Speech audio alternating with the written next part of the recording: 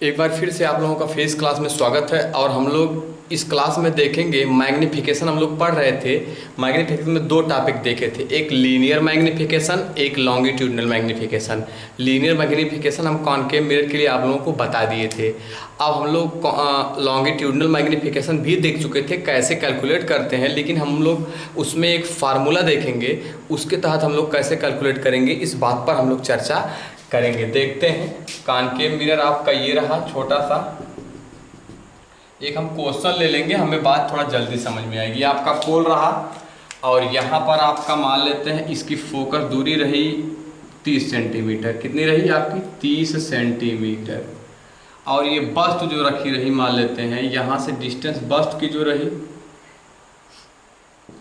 वह मान लेते हैं 60 सेंटीमीटर पर है। कितने पर है? u इक्वल टू 60 सेंटीमीटर पर। और यहाँ पर जो वस्तु रखी है वह कुछ ऐसे रखी है लॉन्गिट्यूडनल पोजीशन पर। यह ए पॉइंट है, यह बी पॉइंट। यह मान लेते हैं 2 मिलीमीटर है। 2 मिलीमीटर यानी आप 2 मिलीमीटर आप जान गए। यहाँ पर 2 मिलीमीटर यानी 0.2 सेंटीमीटर की वस्तु रखी है और 0.2 सेंटीमीटर की वस्तु रखी है। तो यह अगर आप पोजीशनिंग करें देखें तो यह 0.1 सेंटीमीटर आएगा और यह भी 0.1 सेंटीमीटर आएगा। बीच से इस भाग से अगर देखें इसे मान लेते हैं ओ 0.1 सेंटीमीटर। इधर वाला भी होगा, ये वाली जो डिस्टेंस होगी वह भी 0.1 सेंटीमीटर होगी और ये वाली भी डिस्टेंस जो होगी वह 0.1 सेंटीमीटर होगी। यही आपका आने वाला है 0.1 दोनों तरफ से। अब आप अगर बात को क्लियर समझें तो हम लोग इसको और क्या दिखा सकते हैं, यानी अगर हम इस बी वाले पोजीशन का इमेज बना लें और ए वाले पोजीशन का इमेज बना लें तो हम क्या करेंगे, जो ये दोनों आपके इमेज बनेंगे उसमें से v2 माइनस v1 कर देंगे, आपका आ जाएगा आंसर। आप बड़े वाले में जो दूर होगा उसमें छोटा वाला घटा देंगे तो आपको पता चल जाएगा कितना आपका बना है। तो ऑलरेडी u तो 2 आएगा, यह तो कांस्टेंट होगा क्योंकि मिरर वही है। यफ इक्वल टू -30 सेंटीमीटर, ये तो आपका होने वाला है। बाकी u पर चर्चा करते हैं। u अगर हम b वाले पोजीशन से लेंगे तो हमारा क्या होगा, 60 में से 0.1 घटेगा यानी 59.1 सेंटीमीटर। पहली बात, यहाँ पर आप v निकालोगे, यहाँ पर आप v1 कैलकुलेट करोगे, फिर और u1 के लिए यह तो वही रहेगा। एक बार यफ इक्वल टू 30 सेंटीमीटर आप रखेंगे जब a वाली पॉइंट के लिए निकालेंगे तो आप क्या होगा, u2 यहाँ पर रख लेते हैं। u2 कितना होगा, ये तो यहाँ तक 60 है तो 0.1 जुड़ेगा ना, तब ये यहाँ तक आएगा ना, ये वाली पोजीशन 0.1, यहाँ पर दूरी 0.1, ये 0.1, तो ये यहाँ से 60 था तो 60 में 0.1 घटा तो इतना दूरी बची 62.9, सॉरी ये 62.9 होगा, घटाने पर गलती हो गई, ये 62.9 आएगा आपका, 0.1 घटेगा तो। अब बाकी जब ये जुड़ जाएगा 60.1, ये 60.1 सेंटीमीटर आ जाएगा। अरे यार इतनी 60 है, यह 0.1 घटा तो 60.1 सेंटीमीटर। यफ u आया और v की वैल्यू अब हमें यहाँ से v2 की वैल्यू यहाँ से कैलकुलेट कर लेंगे। कैलकुलेट करेंगे बड़े वाले में से छोटा वाला आप घटा देंगे, यानी v2 माइनस अगर v1 कर देते हैं यहाँ से, या जो बड़े वाले में छोटा घटा देंगे तो वही आपका आ जाएगा टोटल v, मतलब v कितना दूरी पर बनेगी। थोड़ा लंबा जाना पड़ेगा लेकिन इस तरह से भी आएगा। वैसे ये भी एक परफेक्ट जो आपका तरीका यह भी है, आप ऐसे भी निकाल सकते हो। अगर ये मिडिल में नहीं रहता, मान लीजिए इधर ज़्यादा रहता इधर कम, तो जितना दूरी इधर रहता जितना बचता उसमें से घटाते जोड़ते। तो इस तरह से आप कोई भी क्वेश्चन रहेगा उसको क्या कर सकते हो, लगा सकते हो। मतलब यहाँ से ये v1 और v2 कैलकुलेट करके आप क्या करना कि जो बड़ा वाला नंबर रहेगा उसमें छोटा, मान लीजिए यहाँ पर आपका आ गया, यहाँ पर b1 आ गया और यहाँ पर b2 आ गया। बात कर रहे हैं, मान लीजिए आ गया यहाँ पर b बना, यहाँ पर a बना, तो ये डिस्टेंस आपकी b वाली आई, ये डिस्टेंस आपकी a वाली आई मान लेते हैं। तो आप इतना डिस्टेंस में से अगर इतना घटा देते तो यही बीच वाला बचेगा, वही आपका क्या हो जाएगा इसका आंसर। ये देखिए पूरा यहाँ से यहाँ तक 2 मिलीमीटर रहा और ये मध्य तक की दूरी 60 सेंटीमीटर है। तो बी वाले पॉइंट का हमें निकालना है तो ये वाला घटा देंगे, 60 में से ये वाला घटा देंगे तो आपका 62.9 आएगा। और ए वाले निकालना है तो 60 में से इतना जोड़ देंगे तो आपका आएगा 60.1, यानी 0.1 ये है। ये आपका v2 और v1 यहाँ से इस फार्मूले से निकाल लेंगे, 1/f = 1/u + 1/v। इससे आप क्या कर सकते हो, इसको कैलकुलेट कर सकते हो कि कितना आपका आंसर आएगा। बाकी देखिए एक इसका शॉर्ट फॉर्म, अच्छा ये डिस्टेंस 2 मिलीमीटर बहुत कम है, बहुत छोटी है, तो इस पर हम लोग एक फार्मूला यूज कर सकते हैं। हाँ, अगर यही डिस्टेंस हम पहले बता दे रहे हैं आप लोगों को, अगर यही डिस्टेंस थोड़ा ज़्यादा रहती, इससे 2 सेंटीमीटर 3 सेंटीमीटर सेंटीमीटर में ही रहती, तो आप यहाँ पर वो जो हम फार्मूला प्रूव करने जा रहे हैं वो फार्मूला वहाँ पर यूज नहीं होगा। वो फार्मूला केवल वहीं पर यूज होगा कि ये जो वस्तु रखी रहेगी लॉन्गिट्यूडिनल पोजीशन पर, वो आपकी बहुत छोटी होगी यह डिस्टेंस की तुलना में। जैसे ये मिलीमीटर में है तो छोटी ही होगी, अगर ये सेंटीमीटर में ही रहती तो हम लोग तब के लिए वह आंसर सही नहीं आता। बाकी यह मिलीमीटर में है तो हम लोग इस आंसर को सही मान लेंगे, क्योंकि जो फार्मूला हम प्रूव करने जा रहे हैं वो बहुत छोटी वस्तु के लिए, लॉन्गिट्यूडिनल पोजीशन में बहुत छोटी वस्तु अगर रखी रहेगी तब के लिए सही है। बाकी आपका सबसे सुटेबल, सबसे जो सही सिस्टम वो यही है लगाने का। आप ऐसे रखोगे, यहाँ से यह तो दोनों में कॉमन रहेगा क्योंकि ये कहीं मिरर है। बाकी U1 आप चेंज कर लो, इससे यहाँ तक घटा के इससे यहाँ तक जोड़ करके आप निकालोगे क्योंकि मध्य बिंदु से है। और आपका U2 U1 अलग अलग आएगा तो V2 V1 भी अलग आएगा, जो ज़्यादा आएगा उसमें से कम वाला क्या कर देंगे, घटा देंगे, आपका आंसर आ जाएगा। बाकी ये फार्मूले से अगर आपको निकालना हो तब के लिए आप क्या कर सकते हो, देखो फार्मूले से अगर आपको निकालना हो तो आप इसमें ना कुछ सिस्टम को अप्लाई कर सकते हैं। जैसे हम लोग इसका जो होता है वह अगर अवकलन कर देते हैं तो हमें क्या मिलेगा, देखिए इसका अगर अवकलन कर दें तो ये तो कांस्टेंट है, यफ ऑलरेडी देखिए कांस्टेंट है तो ये शून्य हो जाएगा। बाकी u का अवकलन u पावर -1 ऊपर ले जाएंगे तो हमें जानते हैं फार्मूला कितना x की पावर n को होता है, x पावर n -1 होता है, आप लोगों को क्लियर ही होगा ये। और dn होता है ना आपका, ये वाला फार्मूला होता है आपका अवकलन का। तो x की पावर n बराबर n x की पावर n -1 ये लगा देंगे हम लोग, तो ये शून्य हो जाएगा क्योंकि f कांस्टेंट है। अरे यार f 30 इसके लिए भी है, b पॉइंट के लिए भी, a पॉइंट के लिए, यानी जो कांस्टेंट होता है उसका शून्य होता है। और इसका कितना होगा, माइनस में आएगा 1/u² du -1/v², ये तो माइनस ही हो जाएगा, माइनस प्लस है लेकिन माइनस हो जाएगा 1/v² dv। इसको इधर कर देते हैं, कितना हम लोगों को मिलेगा, इसको इधर कर देंगे तो 1/v² dv इधर आ गया बराबर -1/u² du। क्लियर है आप लोगों को बात ये। अगर हम dv/du कर ले, इधर कर दें और v को उधर कर दें तो क्या जाएगा, dv/du = v²/u², लेकिन आगे क्या लग जाएगा, माइनस। आसानी से देखिए हम सिंपल सा आप लोगों को बता दे रहे हैं। अब ये du यानी जो आपका चेंजिंग आएगी वह किस में, du। देखिए u में कितनी चेंजिंग, 62.9 से 60.1, मतलब बहुत छोटा। यानी du को हम क्या लिख सकते हैं, लिख सकते हैं du को लेंथ ऑफ ऑब्जेक्ट, क्लियर बात, और dv को लेंथ ऑफ इमेज = इतना। यह भी आपका क्या हो सकता है, फार्मूला हो सकता है। लेंथ ऑफ ऑब्जेक्ट = इतना, लेंथ ऑफ इमेज = इतना, लेंथ ऑफ ऑब्जेक्ट = इतना। अब हम अगर इसमें आपका सब चीज़ पुट कर देते हैं तो आप लोगों को बातें क्लियर हो जाएंगी। आसानी से ये बात आप लोग समझ सकते हो, लगा सकते हो। इतने बड़े क्वेश्चन को आप अगर b1 निकालोगे, b2 निकालोगे, फिर घटाओगे बड़े वाले में छोटे को, तब आपका आंसर आएगा। लेकिन अगर इसको शॉर्ट फॉर्म में आप करना चाहो, हाँ ये फार्मूला लेकिन तब के लिए यूज होगा जब ये दूरी 2 मिलीमीटर जो बहुत छोटी, अगर बड़ा कोई रहेगा, हम बता दे रहे हैं पहले ही, आप लोग नोट में लिख लीजिएगा। अगर ये डिस्टेंस ज़्यादा बड़ी रहेगी, मतलब कोई लंबी वस्तु रहेगी, उसके लिए ये फार्मूला आप मत लगाइएगा, नहीं तो आपका क्वेश्चन वो गलत आएगा। ये छोटी दूरी के लिए सत्य है। ये हम लोग इसमें लगाते कैसे हैं, आप लोग बात समझना। एक तो ये वाला आपका सिस्टम है, इस तरह से आप लोग इसको घर पर बैठ के आराम से लगाइएगा। यफ की वैल्यू u1 को v1 निकालिएगा, इसकी वैल्यू निकालिएगा, जो बड़ा रहेगा उसमें छोटा वाला घटा दीजिएगा, आपका परफेक्ट आंसर आएगा। हाँ, ये दोनों वैल्यू माइनस में रखिएगा। माइनस क्यों रखेंगे, क्योंकि ये कॉनकेव मिरर है और उधर से रेज जा रही है।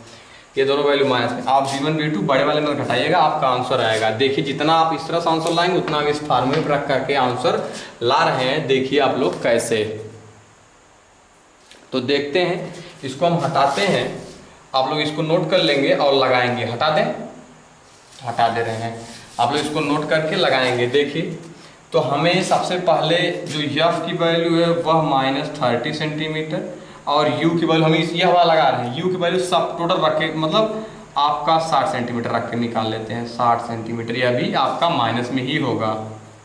अब देखिए जो यहाँ पर ज़बरदस्त बात है वो ये है कि यहाँ पर v निकाल लेते हैं। तो 1/f equal to 1/u plus 1/v, 1/f equal to -30 equal to 1/u -60।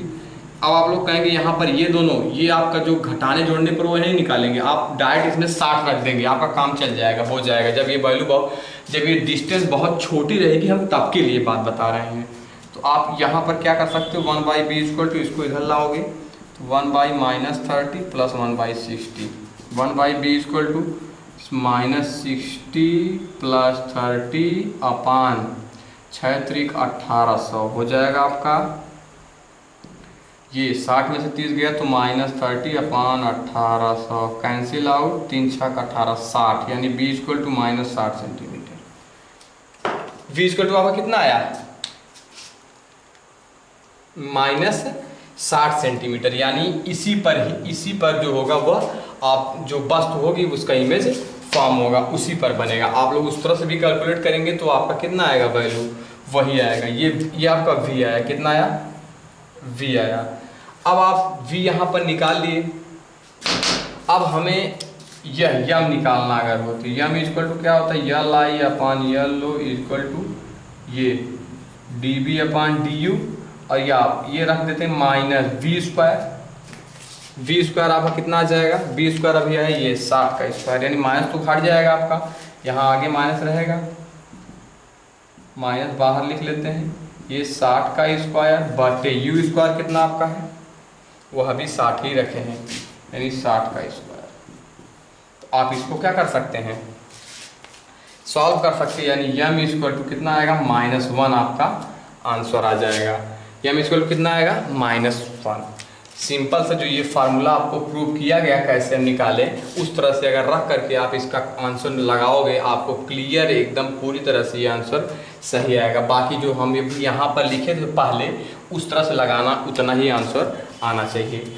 हम आपको एक क्वेश्चन इसी प्रकार का दे रहे हैं, आप लोग घर पर बैठ के सॉल्व करिएगा और बताइएगा कि उसका आंसर कितना आ रहा है। जैसे ये आप 60 सेंटीमीटर ही रहने दें और यहाँ पर 20 सेंटीमीटर रख लें, बाकी ये 2 मिलीमीटर। आप लोग इसको लगाइएगा और देखिएगा कि आप कितना इसका आंसर निकाल पा रहे हैं। बाकी अगर इसको आप लगाना होगा तो आप इसी पर रख दीजिएगा, यल आई, अभी हम बताएं आपको, यल आई अपान यल लो equal to -v square upon u square. Direct अगर इसको आप लगाना चाहें तो आप लगा लीजिएगा। यफ की वैल्यू यहाँ पर, यू की वैल्यू 60 रखिएगा, यफ की वैल्यू -20 सेंटीमीटर, यू की वैल्यू -60 सेंटीमीटर। ये आपका है यफ की वैल्यू, यू की वैल्यू। और अगर हम यहाँ पर v की वैल्यू तो 1/f equal to 1/u plus 1/v निकालना चाहें तो हम क्या निकाल सकते हैं, हम लोग इसको नेग्लिजिबल मान के तब वाला फार्मूला लगा रहेंगे। 1/f की वैल्यू -20, 1/b की वैल्यू -u 60 प्लस 60 1/v, यानी 1/b इक्वल टू 1/-20 प्लस 1/60, यानी 1/b equal to -60 plus 20 upon 6 दूनी 1200, यानी 1/b equal to -40 upon 1200 cancel out, 4 से 12, यानी 30 b बराबर कितना आया, -30 सेंटीमीटर। अब इसमें पुट कर देते हैं, यम इक्वल टू माइनस इसी के बराबर यम होता है ना, length of image upon length of object, तो M equal to minus v square -30 का स्क्वायर, यानी कुछ नहीं बचेगा, यानी माइनस हट जाएगा, ये कुछ नहीं बचेगा, मतलब माइनस हट जाएगा। u की वैल्यू -60, इसको आप सॉल्व करोगे तो आपका क्या होगा, जो आएगा वो आपका आंसर आएगा। तो आप लोग बात समझ गए होंगे कि हम क्या कहने की कोशिश कर रहे हैं। आप डायरेक्ट इस फार्मूले पर रख करके आंसर निकाल सकते हो, हाँ, लेकिन नोट में लिख लीजिएगा ये डिस्टेंस बहुत कम रहेगी तब के लिए सत्य होगा। लॉन्गिट्यूडिनल पोजीशन में ये डिस्टेंस बहुत कम रहेगी तब के लिए फार्मूला लगेगा, वरना फिर जो हम इसके पहले वाले नेक्स्ट वाले वीडियो में बताएं वो वाला लगाएंगे, या फिर हम लोग यहाँ पर क्या करेंगे, 60 में 0.1 जोड़ेंगे, ये वाला डिस्टेंस निकालेंगे, घटाएंगे ये यू निकालेंगे, यफ ये होगा, एक बार हम v1 की वैल्यू, फिर v2 की वैल्यू, फिर उसमें से घटा करके आप v की वैल्यू निकालोगे, v की वैल्यू आ जाएगी तो आपको क्या करना होगा, फिर पुनः हम लोग जानते हैं तो यहाँ पर चलना होगा, तो L I upon L O equal to V upon U से लगाना होगा, तब वहाँ पर यम निकलेगा। उस तरह से भी लगा सकते हो और इस तरह से भी लगा सकते हो, लेकिन इस तरह से तब लगाएंगे जब ये डिस्टेंस बहुत कम रहेगी, बस्ट की जो डिस्टेंस रहेगी, बस्ट की जो लंबाई रहेगी वह बहुत कम रहेगी, तब के लिए आप ये वाला फार्मूला यूज करोगे, वरना फिर ये वाला फार्मूला यूज नहीं करना है। तो आप लोगों की ये बातें क्लियर हो गई होंगी। ये बातें अगर आप लोगों को क्लियर हो गई हों तो हम आगे बढ़ते हैं, वरना इसको अगर आप नोट करना चाहें तो नोट कर सकते हैं, देख सकते हैं।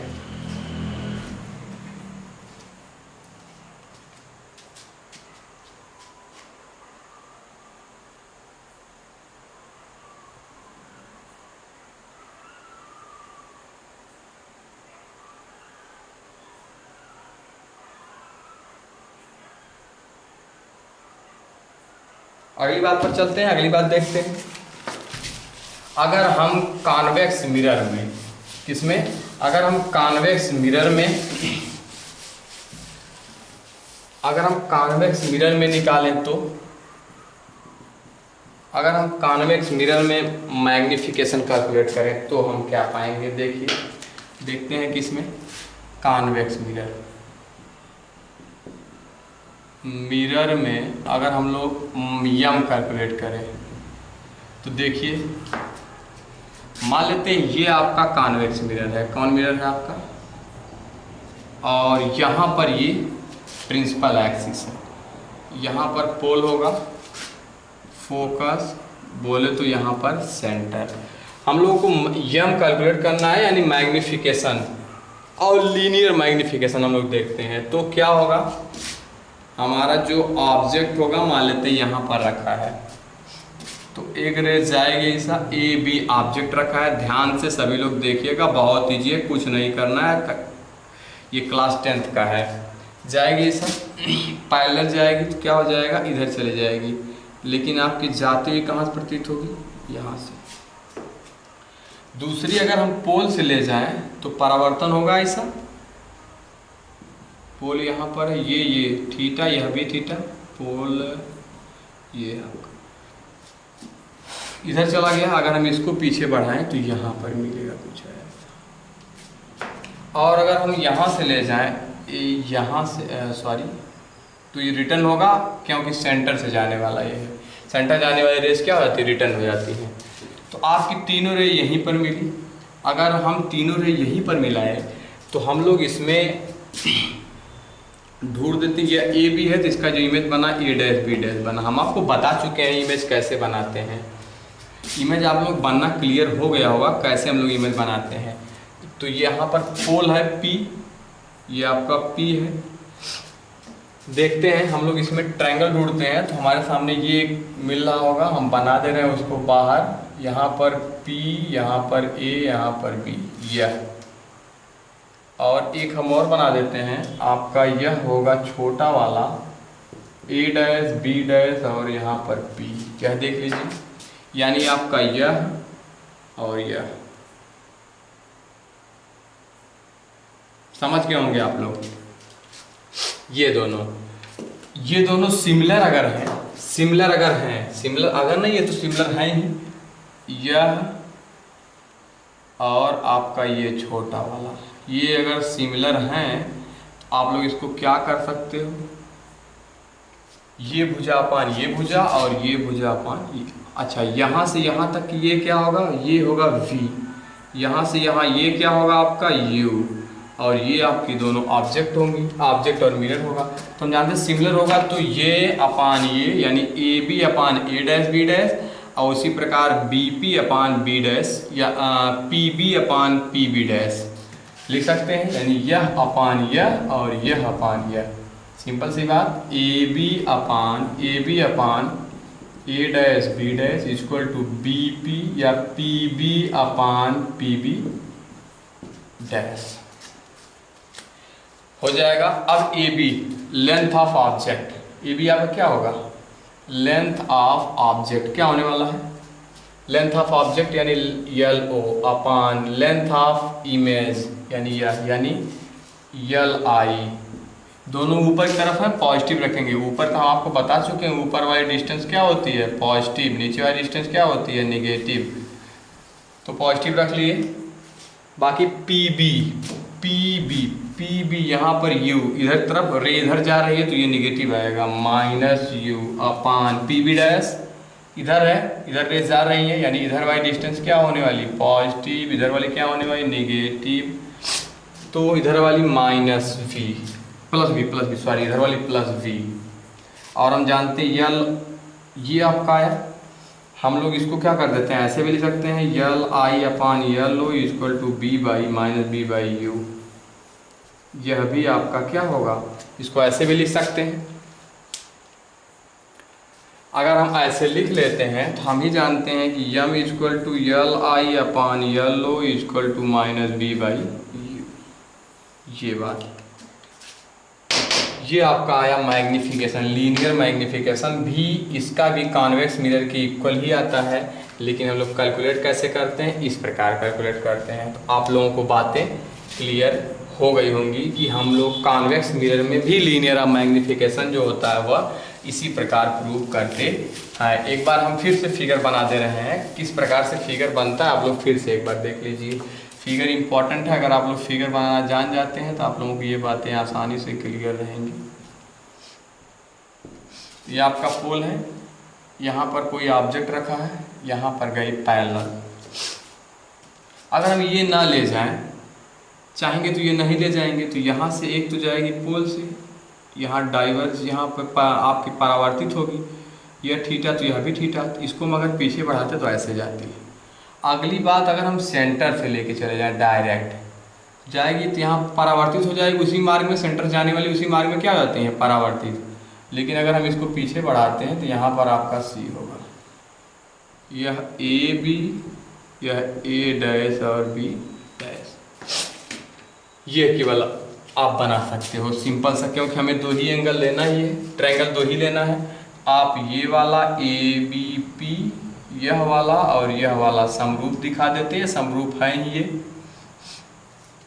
ये जब समरूप हैं तो हम लोग क्या कर सकते हैं, यह अपान यह इक्वल टू यह अपान यह कर दिए। और हम जानते हैं इसको अगर ऊपर लिख दें तो L I upon L low minus B by you हो जाएगा, और यल आई अपान यल लो इक्वल टू मैग्निफिकेशन यम होता है माइनस बी बाई यू। ऐसे अगर कोई क्वेश्चन इस पर पूछता है तो आप लोग कैलकुलेट कर सकते हो, आप लोग क्या कर सकते हो कैलकुलेट इस पर कर सकते हो। जैसे अगर हमें कोई क्वेश्चन पूछ दे, इसी पर आपको दे दे कि कह दे u equal to minus 60 centimetre, होगा भी इधर है तो माइनस होगा भी, और v equal to sorry f equal to आपको दे दे 20 सेंटीमीटर, और इधर वाला f इधर होगा तो v प्लस ये प्लस आएगा। तो कह दे आपको कि आप बताओ यम, तो यम बताने के लिए आप सबसे पहले v निकालोगे, 1 by F equal to 1 by u plus 1 by v, 1 by F plus 1 by 20, 1 by u minus 1 by 60 plus 1 by v. अब बताइए हम लोग इसको क्या कर सकते हैं, इसको इधर लाएं, 1 by B equal to 1 by 20 plus 1 by 60, 1 by B equal to 60 plus 20 upon 6 दूनी 1200, यानी 1 by B equal to 60 20 80 upon 1200 cancel out, यानी बी इक्वल टू 120 अपान 80। ये होगा 60 20 80 और 1200 6 दूनी 12 डबल शून्य, ठीक है। 4 दूनी 8 4 तिहाई 12 30 हो जाएगा और कटेगा आपका 15, यानी बी इक्वल टू कितना आया 15 सेंटीमीटर। बी इक्वल टू कितना आया 15 सेंटीमीटर। ये हो गया 15 सेंटीमीटर। वी आपका आया प्लस में 15 सेंटीमीटर और यू आया आपका माइनस में 60 सेंटीमीटर। हम लोग को यम निकालना है, यम बराबर माइनस बी बाई यू, यानी यम बराबर माइनस बी माइनस 15 बटे यू माइनस 60। अब देखिए माइनस 15 चौक को 60, यानी यम इक्वल टू, यहाँ पर लिख लेते हैं यम इक्वल टू कितना आ जाएगा 1/4।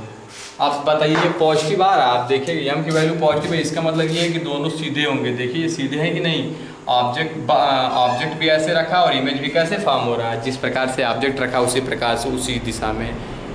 ठीक, तो ये बातें आप लोगों को क्लियर हो गई होंगी।